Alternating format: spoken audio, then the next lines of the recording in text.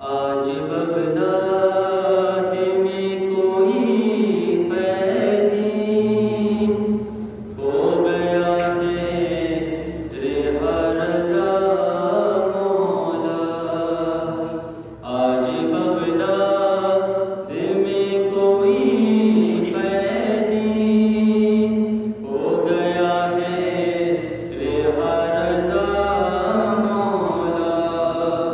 پل پہ تیرے غریب بابا کا ہے جنازہ رکھا رضا مولا۔ آج بغداد میں کوئی قیدی ہو گیا ہے رہا رضا مولا۔ ایک بی بی سرانے بیٹھی ہے، کس نے جانے اسے خبر کی ہے۔ ایک بی بی سرانے بیٹھی ہے، کس نے جانے اسے خبر کی ہے۔ ہاتھ پہلو پہ اپنے رکھے ہوئے آئی ہے فاطمہ رضا مولا۔ آج بغداد میں کوئی قیدی ہو گیا ہے رہا رضا مولا۔ رات سے پل پہ لاشا رکھا ہے، جو گزرتا ہے اس پہ ہنستا ہے۔ رات سے پل پہ لاشا رکھا ہے، جو گزرتا ہے اس پہ ہنستا ہے۔ بے بسی پر تمہارے بابا کی رو رہی ہے قضا رضا مولا۔ آج بغداد میں کوئی قیدی ہو گیا ہے رہا رضا مولا۔ حال اچھے نہیں ہے میت کے، آ جائے جاز سے امامت کے۔ حال اچھے نہیں ہے میت کے، آ جائے جاز سے امامت کے۔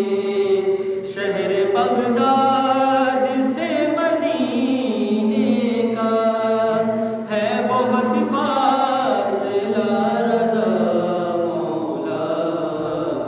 آج بغداد سے کوئی قیدی ہو گیا ہے رہا رضا مولا۔ ایک منادی ندائے دیتا ہے، رافضیوں کا مولا مارا گیا۔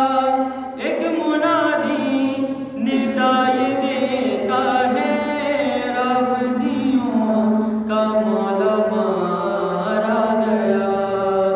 آج اولاد پر محمد کی وقت کیا گیا رضا مولا۔ آج بغداد میں کوئی قیدی ہو گیا ہے رہا رضا مولا۔ کبھی دادی کو یاد کرتا تھا، کبھی بیٹی کو یاد کرتا تھا۔ کبھی دادی کو یاد کرتا تھا، کبھی بیٹی کو یاد کرتا تھا۔ وقت آخر تھا اس کے ہونٹوں پر، فاطمہ فاطمہ رضا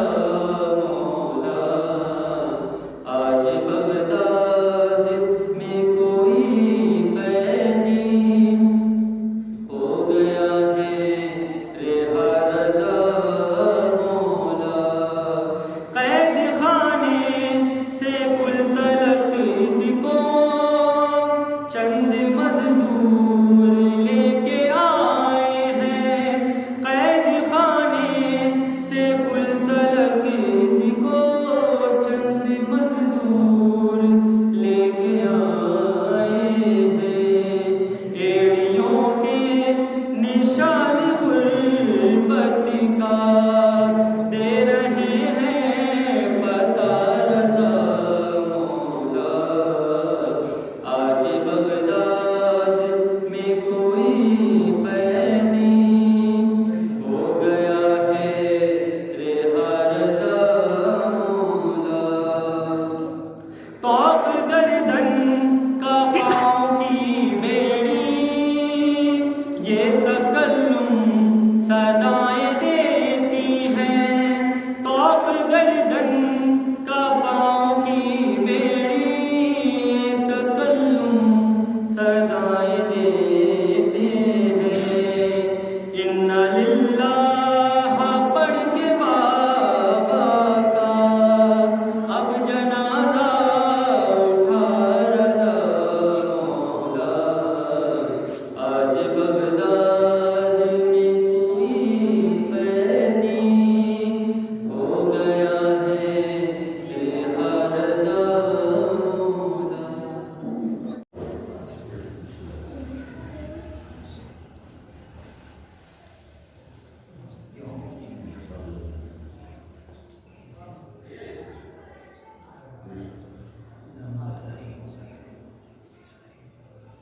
لا حول ولا قوة إلا بالله العلي العظيم. أعوذ بالله من الشيطان الرجيم. بسم الله الرحمن الرحيم. الحمد لله الذي لا يبلغ مدحته القائلون ولا يحصي نعماء العالمون ولا يؤدي حقه المجتهدون، الذي لا يدركه بعد الهمم ولا يناله وصول الفتن، الذي ليس لصفته حد محدود ولا نعم موجود ولا أجل موجود ولا وقت معدود، فطر الخلائق بقدرته ونشر الرياح برحمته وودد بالصخور ميدان أرضه، ثم الصلاة والسلام والتحية والإكرام على نبيه المسدد المحمود الأحمد المصطفى الأمجد الذي سمي في السماء بأحمد وفي الأرض بأبي القاسم محمد.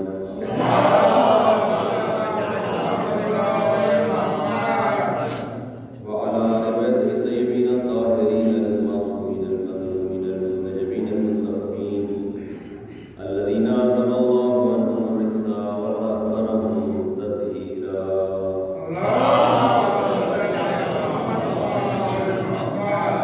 أما بعد، فقد قال الله سبحانه وتعالى في كتابه الكريم وهو أصدق القائلين وقوله الحق. بسم الله الرحمن الرحيم. الجزاء الإحسان إلا الإحسان فبأي آلاء ربكما تكذبان. صلوات الله. آپ حضرات سے گزارش ہے کہ ایک بار سورہ حمد اور ایک بار سورہ توحید کی تلاوت فرما کے مرحوم ذکی طیب ابن حسن نواز صاحب کی روح کے ساتھ کریں.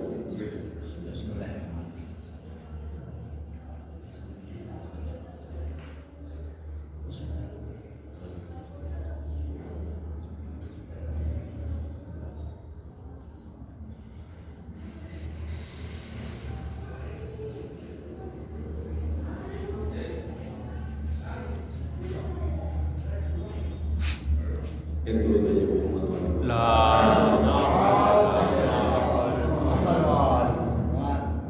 گرامی سورہ رحمان کی آیت ہے، اس میں پروردگار عالم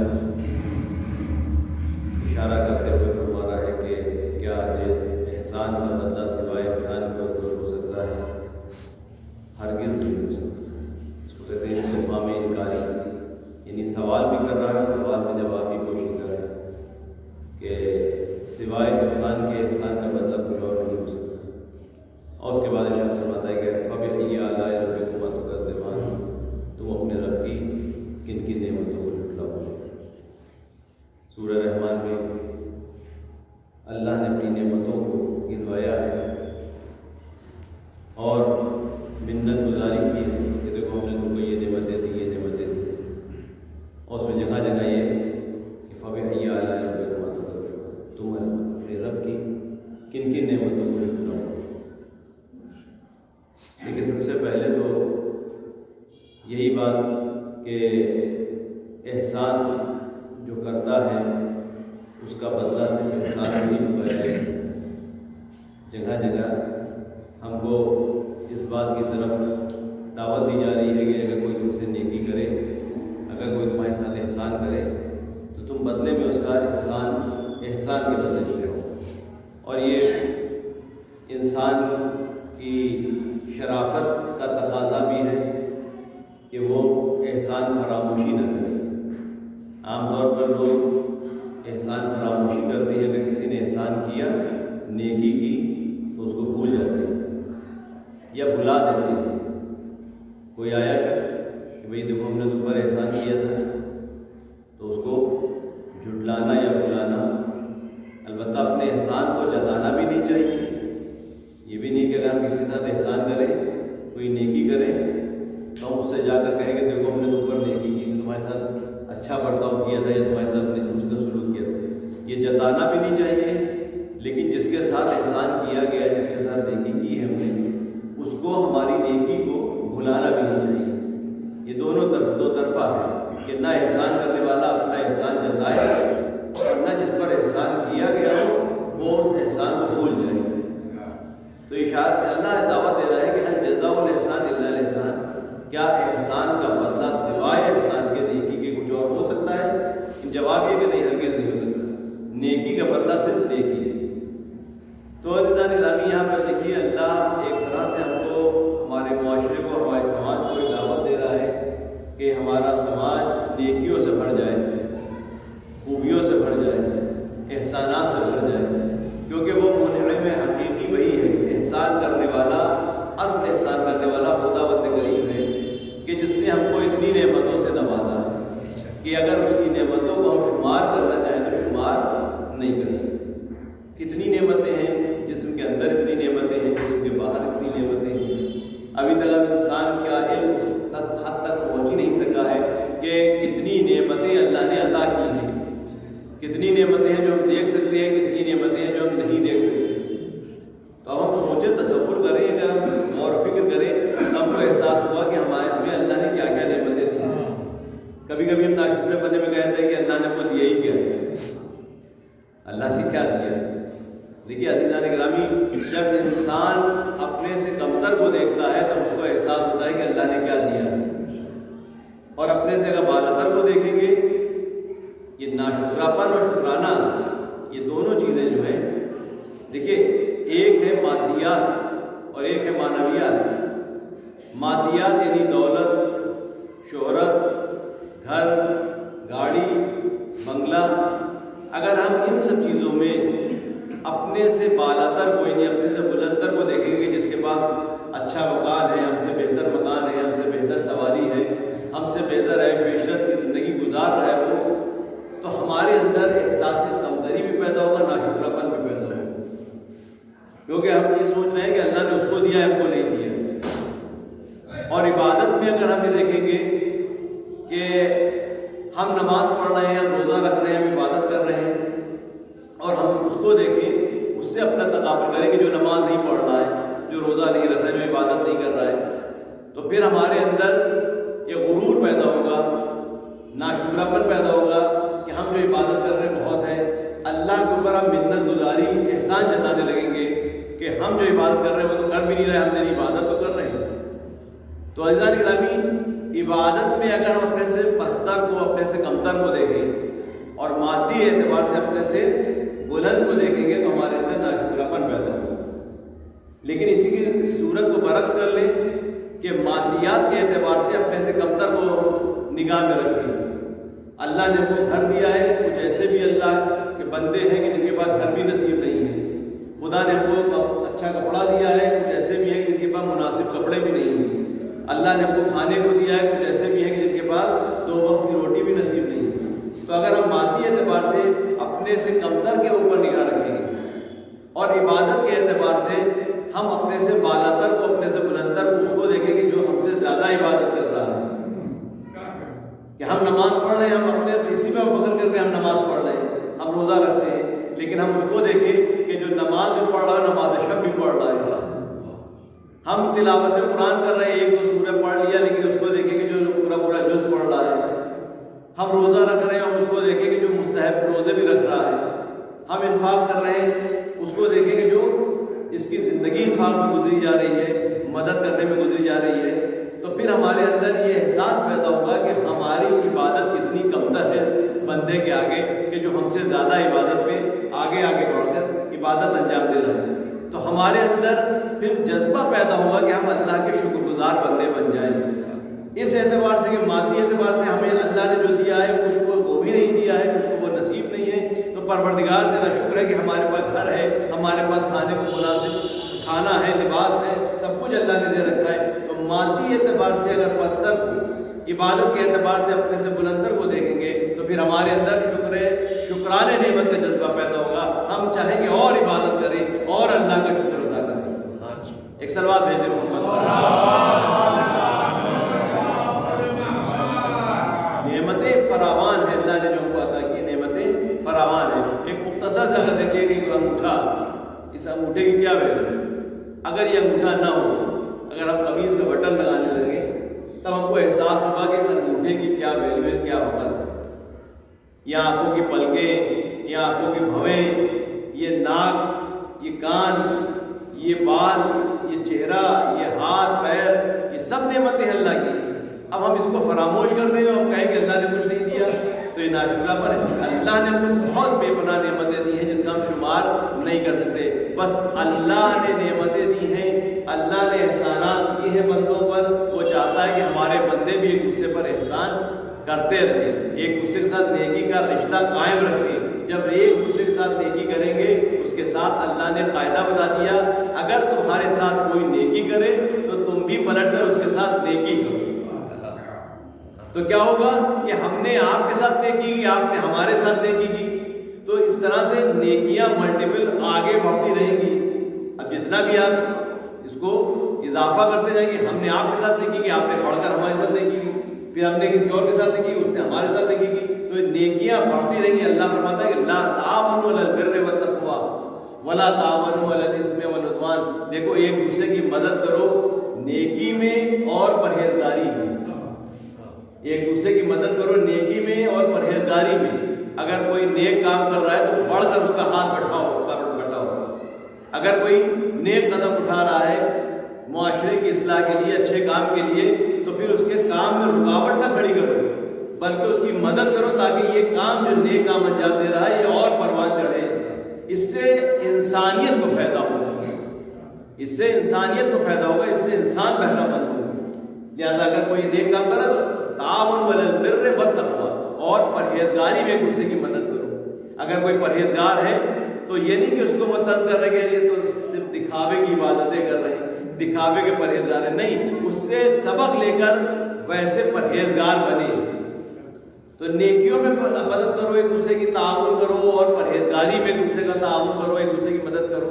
ولا تعاونوا علی الاثم والعدوان، لیکن برائیوں میں، گناہوں میں اور دشمنیوں میں ایک دوسرے کی مدد نہ کرو. اگر یہ سماج بن جائے ایسا کہ اچھا کام جو کر رہا ہے اس میں مدد کر رہے ہیں سب کے سب مل کر، اس کا ہاتھ بٹانے لگے اور تقویٰ پرہیزگاری کی فضا کو ہموار کرتے جائیں اور گناہوں سے پرہیز کرتے جائیں. جو گناہ کر رہا ہے اس کے گناہ میں اس کی مدد نہ کریں بلکہ اس کو گناہ کرنے سے روکیں. اور دشمنیاں اگر پیدا ہو رہی ہیں تو ان دشمنیوں کو، نفرتوں کو محبت میں بدلیں. تو کس طرح سے کیسا سماج بن جائے گا، کیسا معاشرہ بن جائے گا؟ ایک ایسا حسین معاشرہ بن جائے گا کہ جہاں پر گناہ نہیں ہوں گے، جہاں پر دشمنیاں نہیں ہوں گی بلکہ فضا ہموار ہوگی تقویٰ پرہیزگاری کی، جہاں پر نیکیوں کی فضا ہموار ہوگی، جہاں پر خوشحالی خوشحالی. تو عزیزان گرامی، خدا چاہتا ہے کہ ہم نیکیاں کریں ایک دوسرے کے ساتھ، اور یہ فرما رہا ہے کہ ان اللہ لا یضیع اجر المحسنین. خدا نیکوکار لوگوں کی نیکیوں کو ضائع نہیں کرتا. اگر انسان ذرہ برابر بھی نیکی کرتا ہے تو اس کا اجر اللہ کی نگاہ میں بہت زیادہ ہے. ایک عالم بزرگوار گزرے ہیں مصر کے، جن کو ذنون مصری کہا جاتا ہے. ابو فیض ان کی کنیت تھی، لقب ان کا پڑ گیا تھا ذنون مصری. وہ کہتے ہیں کہ میں نے دیکھا کہ یہودی، جاڑے کا زمانہ تھا، برفباری ہو رہی تھی، اس میں وہ دانہ پھینک رہا تھا. تو میں نے اس سے پوچھا کہ یہ کیا کر رہا تم؟ اس نے کہا کہ میں جاڑے میں کیونکہ پرندوں کو دانہ چگنے میں اور دانہ اپنا رزق حاصل کرنے میں تھوڑی مشقت ہوتی ہے، لہٰذا میں نے سوچا کہ یہ دانہ ڈال دوں تاکہ ان کو مشقت کا سامنا نہ کرنا پڑے، وہ دانہ چگ لیں۔ تو ہنس کے کہتے ہیں کہ تم سے یہ کام اللہ قبول کرے گا؟ انما یتقبل اللہ من المتقین، اللہ تو پرہیزگاروں کی بات کو قبول کرتا ہے۔ تم تو یہودی ہو، تمہارا کوئی عمل قبول نہیں ہوگا، کس کے لیے کر رہے ہو؟ اس نے کہا اللہ کے لیے کر رہے ہیں۔ اس نے کہا کہ تمہارا عمل قبول نہیں ہے اللہ کے لیے بارگاہ میں۔ اب یہ کہتا ہے، یہودی کہتا ہے کہ قبول ہو نہ ہو، میں اپنے تئیں اس کام کو انجام دے رہا ہوں، اللہ قبول کرے نہ کرے نہ کرے، جانوروں کو میں پرندوں کو دانہ دے رہا ہوں۔ یہ کہتا ہے کچھ سال گزرنے کے بعد میں حج کرنے گیا۔ اب سنیے، جب حج کرنے گیا، یہودی جس کو کہا گیا اشد عداوۃ، لیکن اس کے باوجود یہ آپ دیکھیں پروردگار عالم چھوٹے چھوٹے کاموں کو کس طرح سے اس کی بڑی اجرت دیتا ہے، کیسا اس کا اجر دیتا ہے۔ ہماری نگاہ میں وہ چھوٹا کام ہے، پرندوں کو دانہ دینا بہت معمولی سے کام ہے۔ عام طور پر دیکھا کہ کچھ لوگ جو ہے پانی رکھ دیتے ہیں پرندوں کے، بہت ثواب کا کام ہے کہ جانوروں کا خیال کرتے ہوئے پانی رکھ دیا ہے، دانہ دے دیا۔ تو کہتا ہے کہ میں گیا حج کرنے، یہ ذنون مصری کہتا ہے میں حج کرنے گیا، تو جب حج کرنے گیا تو دیکھا کہ خانہ کعبہ کا طواف کرنے میں مجھ سے پیش وہ یہودی اور گریہ کر رہا ہے، گریہ ازاری کر رہا ہے، تضرع ازاری کر رہا ہے، رو رہا ہے۔ میں نے اس سے کہا کہ تم ہو یہاں؟ اب وہ جواب دیتا ہے کہ تم یہ گمان کر رہے تھے کہ اللہ سنے گا نہیں، اللہ نے سن بھی لیا اور دیکھ بھی لیا اور مجھے ہدایت دے دی۔ ایک درود بھیج دی محمد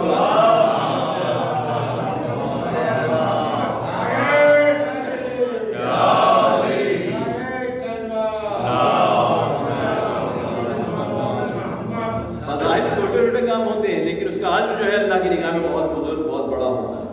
ایک عالم بزرگواہ کا واقعہ، مجھے ان کا نام نہیں یاد آ رہا ہے اس وقت، وہ کہتے ہیں کہ میرے حالات زندگی بہت خراب ہو گئے تھے، اقتصادی حالات بہت خراب ہو گئے تھے، بہت فقر و فاقے کا سامنا کرنا پڑ رہا تھا۔ ایک دن میں بیابان سے گزر رہا تھا، میں نے دیکھا کہ وہ جانور جس کو ہم لوگ نجس کہتے ہیں، سگ پیاس سے تڑپ رہا تھا پیاس سے، پانی نہیں تھا کہیں۔ میں نے تلاش کیا، ارد گرد کہیں پانی نہیں ملا۔ تھوڑی دیر تلاش کرنے کے بعد دیکھا کہ میں نے وہاں پر ایک گڈھے میں کہیں پانی ہے۔ اب وہاں تک میری رسائی نہیں تھی، میں کیسے پہنچتا؟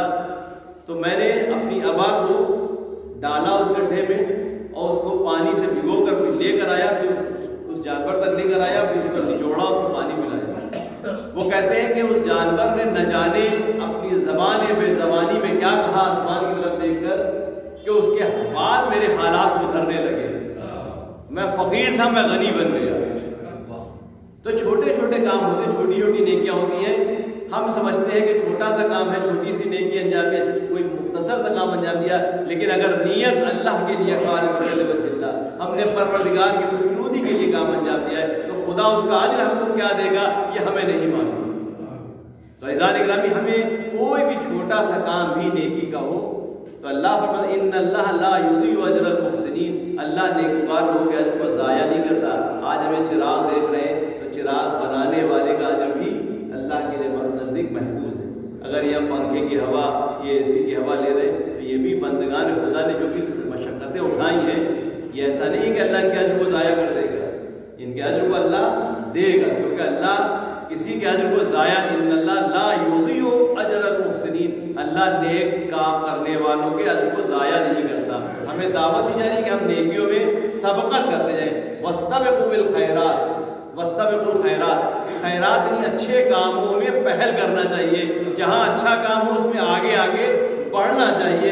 یہی پہچان ہے آل محمد کی چاہنے والوں کی، اور یہی پہچان ہے امیر المومنین کے چاہنے والوں کی۔ ایک سلوات بھیجیں محمد۔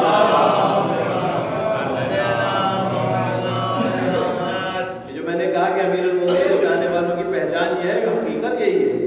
ایک زمانہ جب وہ گزرا تھا کہ جب شیعان حیدر کرار کو تقیہ کی زندگی گزارنا پڑ رہی تھی، تو اس زمانے میں دشمن آل محمد جب پہچاننا چاہتے تھے کہ علی کا چاہنے والا کون ہے تو ان کی پہچان یہ بتاتے تھے کہ تم اگر کوئی نیک کام کرتے دیکھو کہ جو سب سے پہلے پہل کرے اس نیک کام کرنے میں، وہ علی کا چاہنے والا ہے۔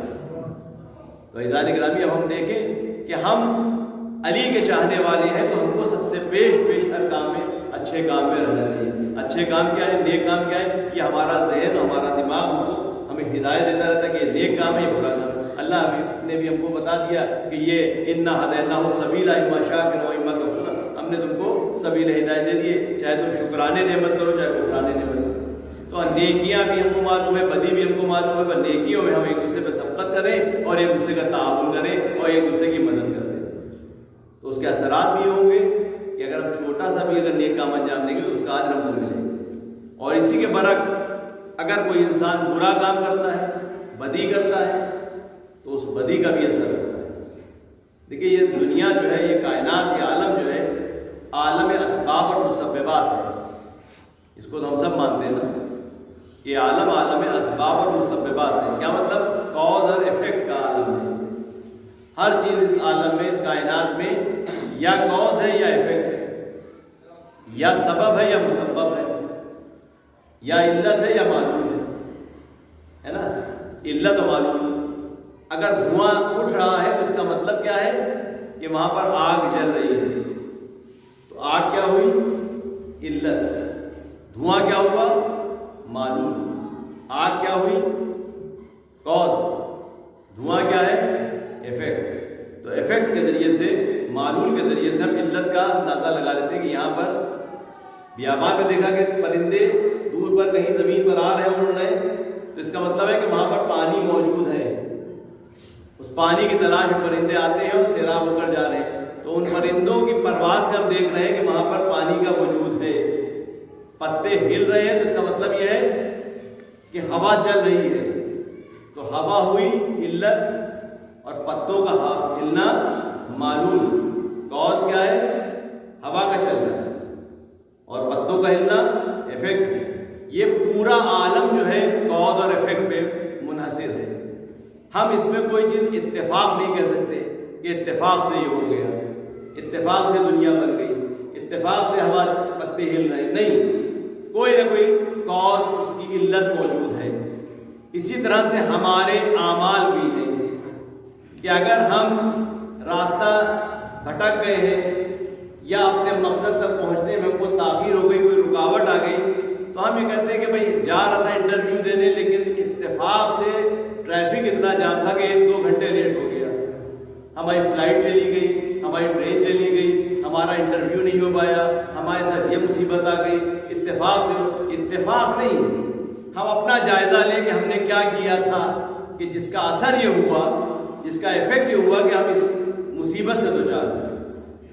کوئی نہ کوئی ہم سے کوئی خطا ہوئی ہوگی جس کی وجہ سے, جس کا ایفیکٹ یہ ہوا, جس کا معلول یہ ہے کہ ہمارے ساتھ یہ مصیبت پیش آئی ہے. جو مولا متقین نے دعائے قبیل میں ارشاد فرماتے ہیں, آپ کیا ارشاد فرماتے ہیں؟ دعائے قبیل جو پڑھتے ہیں ہم, کہ کیوں اتنی تاکید کی ہے کہ دعائے قبیل پڑھو؟ شب جمعہ کم سے کم پڑھیں, عمر میں 1 بار ہی پڑھیں, نہیں تو ہر ہفتے, ہر مہینے, عمر میں 1 بار کم سے کم پڑھیں. یہ دعائے قبیل کیا ہے؟ دعائیں کیا ہیں؟ یہ دعائیں ہم کو حقائق سے روشناس کراتی ہیں. کیا کیا چیزیں ہماری زندگی پر ایفیکٹ ڈالتی ہیں, کیا کیا چیزیں ہماری زندگی کو متاثر کرتی ہیں, کیا کیا چیزیں ہماری زندگی سے نعمتوں کو چھین لیتی ہیں. اسی لیے دعاؤں پہ اتنی تاکید کی گئی ہے. دعا میں کیا فکرہ ہے؟ اللہم اغفر لی الذنوب التي تغیر النعم, اللہم اغفر لی الذنوب التي تحبس الدعاء, اللہم اغفر لی الذنوب التي تنزل البلاء. یہ فقرات ہیں دعائے قبیل کی ابتدائی جو الفاظ ہیں, جو جملے ہیں امام نے فرمائے. پروردگار ہمارے ان گناہوں کو معاف کر دے جو ہماری دعاؤں کو حبس کر لیتے ہیں. پروردگار ہمارے ان گناہوں کو معاف کر دے جو بلاؤں کے نازل ہونے کا سبب بنتے ہیں. پروردگار ہمارے ان گناہوں کو معاف کر دے جو ہماری نعمتوں کو بدل دیتے ہیں.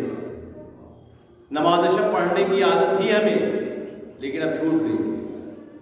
ایسے اتفاق سے نہیں چھوٹی, کوئی نہ کوئی گناہ ہم سے ہوا ہے سرزد, جس کی وجہ سے ہم سے توفیق چھین گئی ہے کہ اب ہم نماز پڑھنا بھی چاہ رہے نہیں پڑھ پا رہے.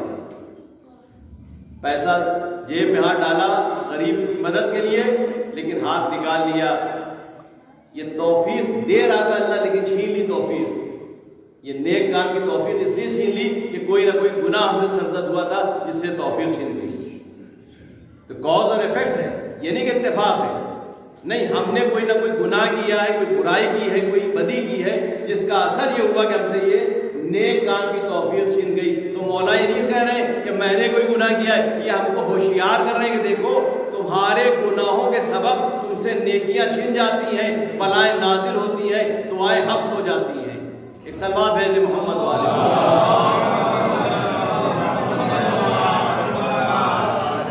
ہمارے استاد محترم ایک واقعہ بتاتے تھے کہ کہنے لگے ہم ٹیکسی پہ سوار ہوئے تو ٹیکسی ڈرائیور نے، میں پیچھے بیٹھا تھا، ایک مسافر کو سوار کیا، بظاہر وہ کہیں اور کا تھا، غریب تھا، تو یہ ڈرائیور سمجھ گیا، ڈرائیور تو ان لوگ کی ذہنیت جانتے ہیں کہ یہ کون سا مسافر یہاں کا ہے، کوئی باہر کا ہے، لب و لہجہ سمجھ جاتے ہیں، تو اس نے سمجھ لیا کہ یہ ڈرائیور، یہ جو مسافر بیٹھا ہے سوار ہوا ہے کہیں اور کا ہے۔ اس نے اس سے 2 گنے پیسے حساب کر لیے۔ اچھا وہ بیچارہ کی پریشانی میں تھا، اس نے جو پیسے تھے اس سے زیادہ اس نے تقاضا کیا، اسے دے دیے، اتر گیا۔ اب یہ کہنے لگا کہ مجھ سے خطاب کرنے لگا، خاطب وہ کہنے لگا کہ مولانا یہ بتائیے کہ بڑا میں پریشان رہتا ہوں، کچھ مسائل ایسے ہیں کہ جو سلجھ گئے ہیں، سلجھ نہیں پا رہے ہیں، پریشانیاں پر جتنے میں عبادتیں کرتا ہوں، نمازیں پڑھتا ہوں، روزے رکھتا ہوں، ذکر کرتا ہوں، ورد کرتا ہوں، قرآن پڑھتا ہوں، دعائیں کرتا ہوں، تضرع و زاری کرتا ہوں، لیکن میرے حالات نہیں سدھر رہے۔ تو انہوں نے فرمایا کہ جب تمہارا رویہ ایسا ہے کہ تم جب لوگوں کو دھوکہ دے رہے ہو، ایک مسافر تھا، غریب تھا، تم اس کو دھوکہ دے کے اس سے تم ڈبل چارج کر رہے ہو، تو تم اس کے بعد بھی توقع رکھتے ہو کہ اللہ تم کو نیکیاں دے اور برکتیں تم کو دے۔ یہ تمہاری بدی کا اور تمہارے خیانت کا اثر ہے جو تمہارے اوپر ظاہر ہو رہا ہے۔ تم دعائیں پڑھتے رہو، دعاؤں سے کوئی اثر نہیں ہوگا۔ یہ تضرع و زاری اور ذکر کرنے سے کوئی فائدہ نہیں ہو، جب تک تمہارے معاملات بندوں کے ساتھ اچھے نہ ہوں گے تب تک کوئی فائدہ نہیں ہے۔ لوگوں کے ساتھ نیکی کرو، اللہ اس کا بدلہ یہ دے گا، تمہارے حالات بھی بدل جائیں گے، تمہارے معاملات بھی بدل جائیں گے۔ یہ سب بات بھیجیے۔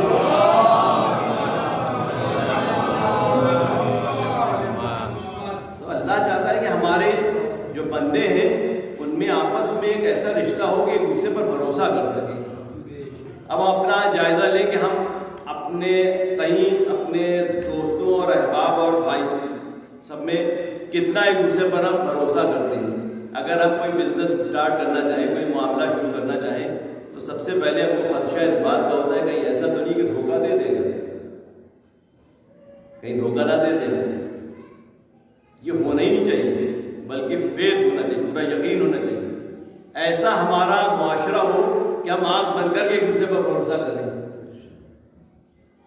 ایسا ہمارا مزاج ہونا چاہیے۔ اللہ چاہتا ہے کہ ایسے ہی مزاج بنا ہے کہ آپس میں دھوکہ دھڑی نہ ہو، معاملات اچھے ہوں۔ امام فرماتے ہیں جو 7ویں امام کی شہادت کر انہی کے والد امام صادق علیہ السلام،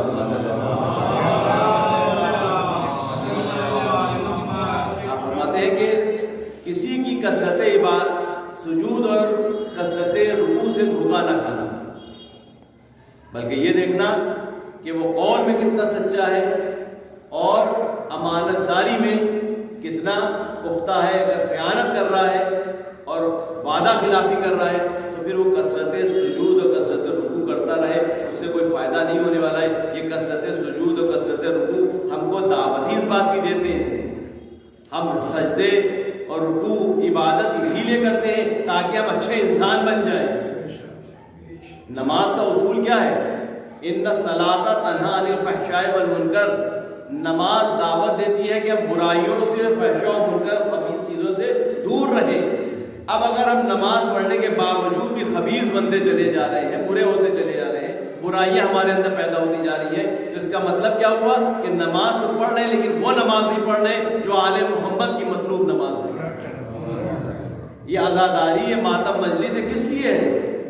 یہ اپنے آپ کو بھی سنوارنے کے لیے، معاشرے کو بھی سدھارنے کے لیے۔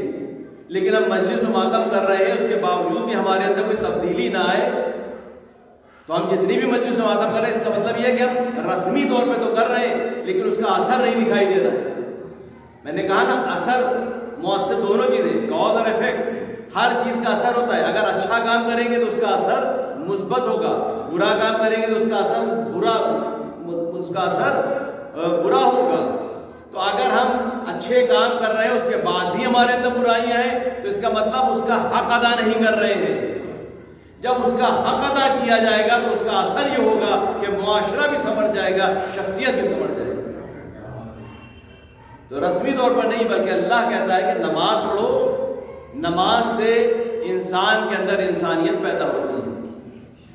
ہمیں وابستہ کیا ہے کہ ان سے دو چیزوں سے وابستہ رہنا۔ قرآن اور اہل بیت سے کیوں کہا ہے کہ قرآن اور اہل بیت سے وابستہ رہیں؟ کیونکہ قرآن اور اہل بیت جو تھیوری اور پریکٹیکل، یہ دو جو سرچشمے ہیں، ہم کو ہدایت دیتے ہیں کہ ہم اس طرح سے زندگی گزاریں۔ نیکیاں، قرآن میں نیکیوں کا ذکر ہوا ہے، وہ نیکیاں کیسے انجام دی جائے، آل محمد نے کر کے دکھائی۔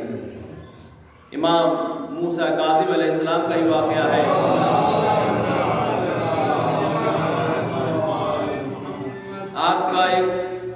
آپ کے زمانے میں ایک شخص تھا جو بہت امام کی سے گستاخی کیا کرتا تھا، اور امام کو اور مولا کو سب کو بہت برا بھلا کہتا رہتا۔ تو امام کے چاہنے والوں کو بہت غصہ آیا، چاہا کہ اس کو جا کر اس کو سبق سکھا، اس کو مارے، لیکن امام نے روک دیا کہ نہیں، اس سے کوئی مقابلہ نہ کرو، اس سے کوئی بدتمیزی نہ کرو، کوئی مظاہرہ بد اخلاقی کا نہ کرو، چھوڑ دو اس کو، اس کے حال پر، وہ مجھے برا کر رہا ہے، تمہیں تو نہیں کر رہا ہے، خاموش رہو۔ امام نے خاموشی کر کے اپنے اصحاب کو بھی کہا کہ تم بھی خاموش ہو، کوئی ریئیکشن نہیں۔ ایک بار کا واقعہ ہے کہ کھیتی کر رہا تھا، امام اس کے کھیت میں جب جانے لگے تو کہنے لگا آپ میرے کھیت میں کیوں چلے آ رہے ہیں؟ امام اس کے قریب میں کہا کہ بتاؤ تو پریشانی کیا ہے؟ ہوا یہ تھا کہ اس سال کی کھیتی اس کی تباہ و برباد ہو گئی، اور جو اس کو نفع ہونا تھا، قرض لے کے اس نے جو کھیتی کی تھی، وہ قرض بھی ڈوب گیا اور کھیتی تو گئی۔ وہ پریشان ہو گیا، کہنے لگا کہ میں اتنا محفوظ ہو گیا ہوں، اب وہ قرض ادا کرنے کی بھی میرے اندر طاقت نہیں رہی۔ تو امام نے اس کو جتنا اس کا منافع تھا، امام نے کہا، فرمایا کہ تمہارا کتنا منافع، کتنا تم سال میں کما لیتے ہو؟ کہا اتنا میں کما لیتا ہوں۔ تو امام نے اس سے بڑھا کر اس کو درہم و دینار دی۔ اب جب اس کو اتنا دیا کہ اس نے اس سے قرض بھی ادا کیا، اس کے حالات زندگی بھی سنور گئے۔ بھئی آل محمد کے در سے جو ملتا ہے تبرک، اس کی برکت یہ ہوتی ہے کہ حالات سدھر جاتے ہیں۔ ایک سلوات بھیج دیں محمد۔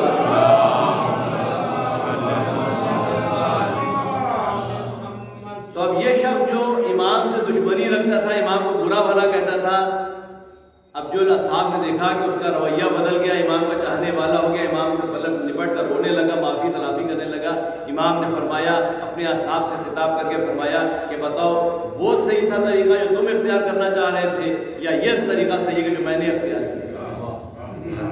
یہ سبق ہم کو دیا کہ اگر تمہارا کوئی دشمن ہے تو اس دشمنی کا جواب دشمنی سے نہیں بلکہ نیکی سے دو۔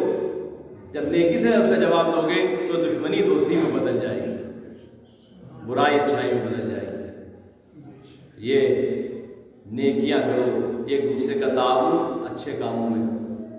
عزیزان گرامی، جس مرحوم کے ایصال ثواب کی مجلس ہے اور جس دور سے ہم لوگ گزرے ہیں، وہ ایسا وحشتناک دور کہ جس میں لوگ ایک دوسرے کے اپنے عزیزوں کی میت کو چھوتے ہوئے ڈر رہے ہیں۔ کیسا دور گزرا ہے؟ اللہ سب کو محفوظ رکھے ان وباؤں سے، ان بیماریوں سے۔ پروردگار موسیٰ کاظم علیہ السلام کے صدقے میں اس بیماری کو، اس وبا کو اور تمام بیماریوں کو، تمام وباؤں سے تمام مومنین و مومنات، تمام ہر انسان و نوع انسانیت کو محفوظ رکھے۔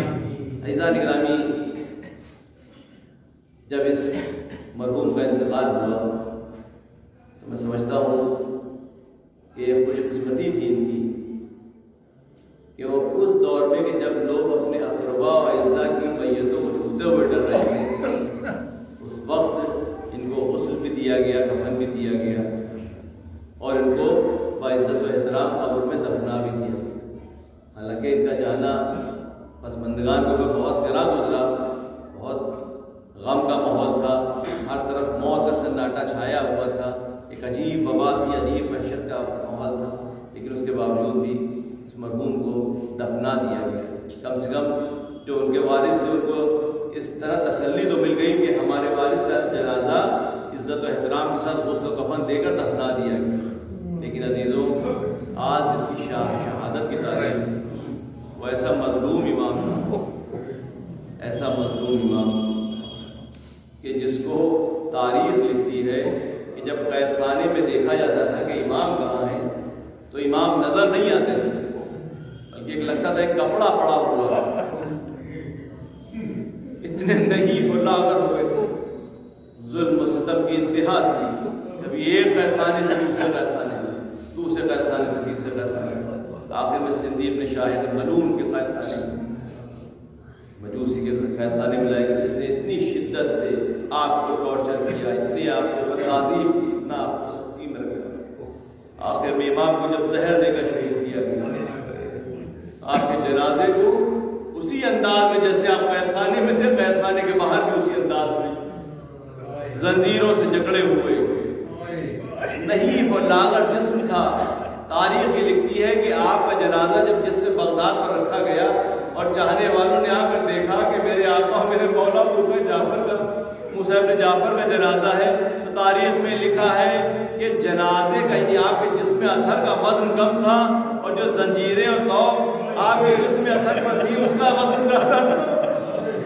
حضرت امام علی رضا علیہ السلام آتے ہیں، اپنے بابا کو دفناتے ہیں، غسل و کفن دے کر دفنایا جاتا ہے. لوگوں نے آ کے تشریح جنازہ کیا، عزت و احترام کے ساتھ جنازہ اٹھایا گیا. لیکن عزیزوں میں کہوں گا کہ ساتویں امام زنجیروں سے جکڑے ہوئے تھے جب آپ کا جنازہ جس نے بغداد پر رکھا گیا. لیکن ہائے سید زین العابدین، ہائے زین العابدین کے ہاتھ میں ہتھکڑیاں، پیروں میں بیڑیاں، گلے میں توق خاردار تھا، اپنے بابا کے جنازے کو دیکھ رہے تھے. ایک کربلا کی زمین پر پڑا ہوا ہے. جزادار و جزاکم ربکم. مظلوم کربلا کی مصیبت آپ اسی سے اندازہ لگا سکتے ہیں. جیسے میں نے کہا یہ کورونا کا جو واقعی دور گزرا ہے اس میں لوگ لاشیں اٹھاتے ہوئے ڈر رہے تھے یا اٹھاتے تھے، اور کسی کا عزیز کا کوئی جنازہ ہوتا تھا اس میں ہمارے عزیز ایک دوست وہ کہتے ہیں، انہوں نے شعر کہا ہے، کچھ تم کو بھی ہو جائے گا احساس کربلا، کچھ تم کو بھی ہو جائے گا احساس کربلا، تنہا کسی عزیز کی میت اٹھا کر. تو یہ کورونا کے دور میں جب ہم نے لاشیں اٹھائے، میتوں کو اٹھائے، تشییع جنازہ میں گئے یا مرحوم کا جن کا تشییع جنازہ ہوا، تب سے ہم کو تھوڑا بہت احساس تو ہو گیا غربت حسین کا. کیا ہے میرا مظلوم امام، میرا مظلوم امام، کیا مصیبت کا وقت تھا.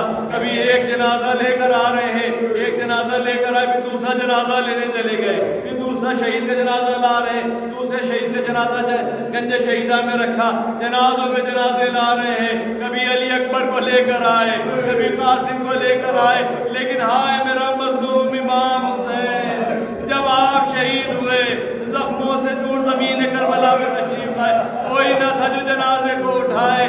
آواز دینے والے نے آواز دی، دیکھو ابھی اترنا نہیں گھوڑوں سے، حسین کا لاشا پامال کیا جا رہا ہے.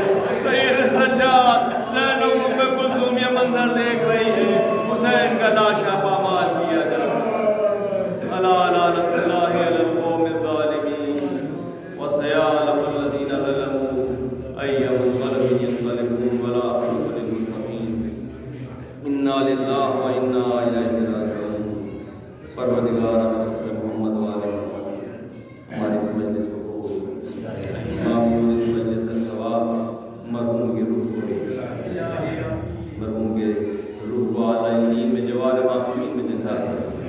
معبود اس وبا کو جلد از جلد ختم کر. معبود اس وبا سے جو لوگ دوچار ہیں ان کو جلد از جلد شفا کر. سب کو تمام بیماریوں سے، ان وباؤں سے محفوظ کر. معبود امام زمانہ کے ظہور میں تاجیل عطا. ہم سب کو امام کے انصار و اعوان میں واہ خدا الحمد للہ رب العالمین. آپ حضرات سے